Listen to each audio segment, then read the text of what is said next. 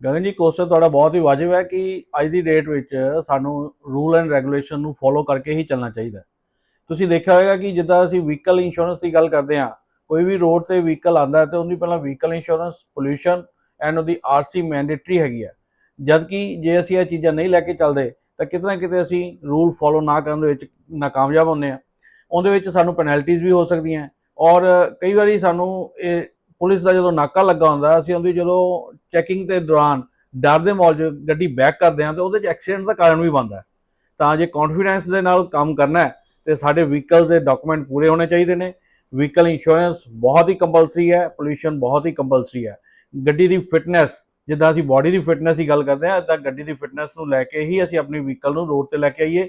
ਤੇ ਜੇ ਜ਼ਿਆਦਾ ਤੋਂ ਜ਼ਿਆਦਾ ਜੇ ਹੋਰ ਜਾਣਕਾਰੀ ਲੈਣੀ ਹੈ ਤੇ ਸਾਡੇ ਤੁਸੀਂ ਚੈਨਲ ਰਾਹੀਂ ਜਾਂ ਸਾਡੇ ਨੰਬਰ ਦਿੱਤੇ ਨੰਬਰਾਂ ਤੇ ਤੁਸੀਂ ਕਾਲ ਕਰਕੇ ਸਾਡੇ ਨਾਲ ਕੰਟੈਕਟ ਕਰ ਸਕਦੇ ਹੋ ਤੇ ਹੋਰ ਜਾਣਕਾਰੀ ਲੈ ਸਕਦੇ ਹੋ। ਧੰਨਵਾਦ।